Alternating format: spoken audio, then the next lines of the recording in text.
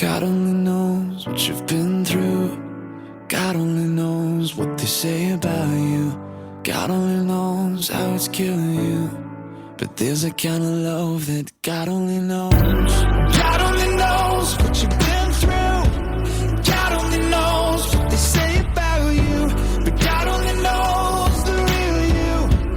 There's a kind of love that God only knows.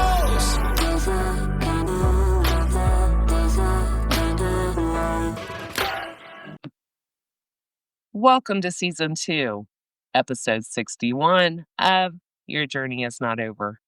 My name is Tanya Pearson Randolph. This is my own personal journey, and the expressions and opinions are of my own. I own all the rights to my personal journey, and to Your Journey Is Not Over. Neither are to be used, copied, or edited in any way without my consent. Picking up right where I left off on last Thursday's episode. I got off the phone with the mortuary, and I remember I just sat there. I was in shock. I was heartbroken. I felt betrayed. And I worried about my brother, and if he even knew our mother had died. Again, so many emotions. I had waited my whole life for that final conversation with my mom. I was entitled to that at the very least, after everything I'd endured, suffered, went through at the hands of my mom. I did exactly what I was taught by my grandma. She always said, you don't have to love her for the things that she says, and you don't have to love her for the things that she does. But you must love her because she is your mother, the person who brought you into the world, period. I obeyed, and going through life thinking, that final conversation with my mom will at last give me some resolution, give me answers I had long awaited for, give me some clarity, some peace, so that I may only then begin to try to understand it all and begin to heal from all of the traumas, the hurts, the many betrayals, and a lifetime of pain that was inflicted on me. An innocent child born into these horrible circumstances and born to someone who must have suffered massive trauma. When and by who, I don't know. We'll never know now. But my intuition, my gifts, have given me some insight to that. Also, I was a child born to someone with a lot of stored, unresolved trauma that in turn became a mental illness that affected my mother, anyone around her, and especially my brother and I. We were affected in so many different ways, and others in our family knew what my brother and I endured, how we had to live, suffer, and those family members not only turned a blind eye to all the trauma, the pain, the being made to fend for ourselves at such a young age, at times even starve, the beatings we endured because of her rage, resentment of the responsibilities of us, responsibilities that she was always trying to escape. Other family members bear witness to all of this and never gave my brother and I an ounce of sympathy nor compassion. Instead, we got blamed for her actions, her behavior. Even though, according to my grandma, our mother had always been this way.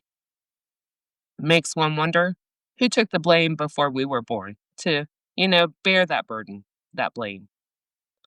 Family members never held my mother accountable.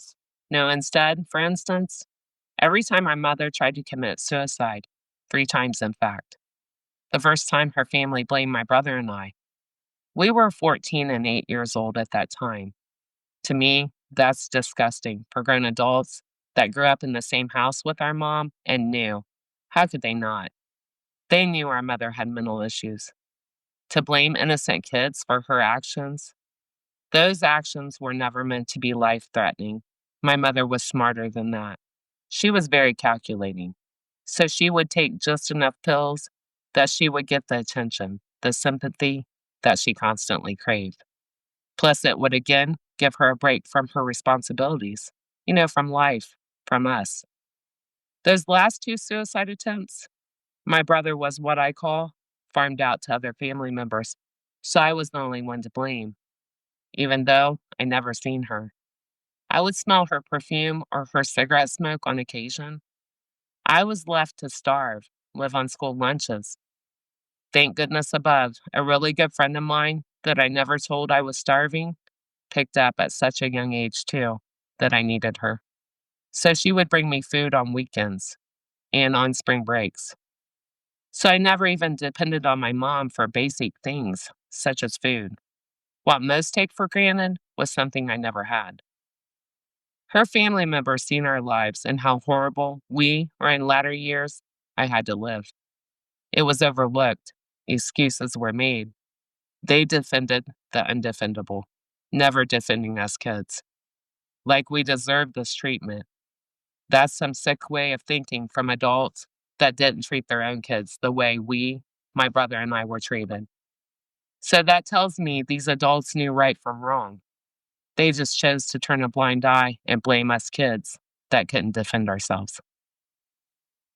January 11th, 2020, not only was I trying to deal with my own confusion, the shock, the grief, the loss, the never getting to have that final conversation with my mom, the anger over her illegal cremation.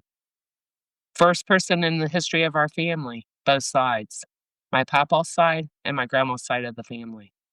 So never getting to see my mom, even in death, to say my goodbyes.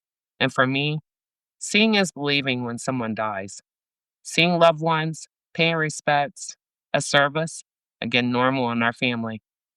That gives me closure. In this case, I never got closure. That was robbed, stolen from me completely by two family members that in turn recruited a friend that they knew and grew up with down south to help and assist in the illegal cremation of my mother. Again, January 11th, 2020, dealing with my own loss, my own emotions. I had to notify my children and break the news, as shocking as it was. And as a parent, that compounds the hurt, the pain, the loss, to see my children shocked and hurt, and also robbed of the right to say goodbye to their grandmother. Even though what was intended to only hurt me, well, it had a domino effect, as most things do. Again, January 13th, 2020, could not come fast enough. I had my birth certificate, my ID, and I was even going to the Board of Health, 2 blocks from that mortuary, Monday morning, to get a copy of my mother's death certificate. Again, proof that I am her daughter. I, by law, couldn't have access to that if I wasn't her daughter. That way I had 2 pieces of proof I was in fact who I told that general manager I am, her daughter.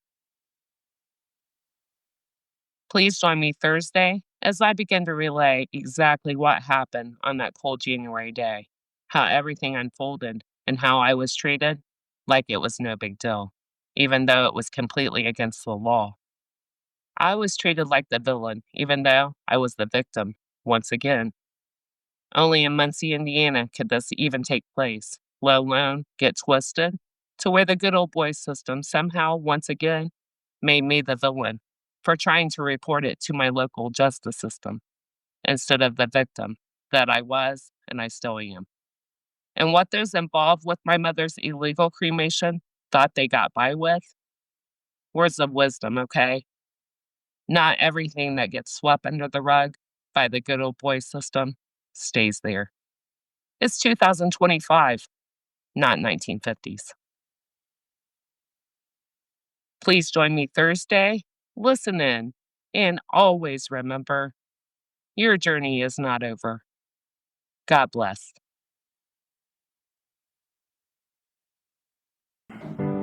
God only knows what you've been through.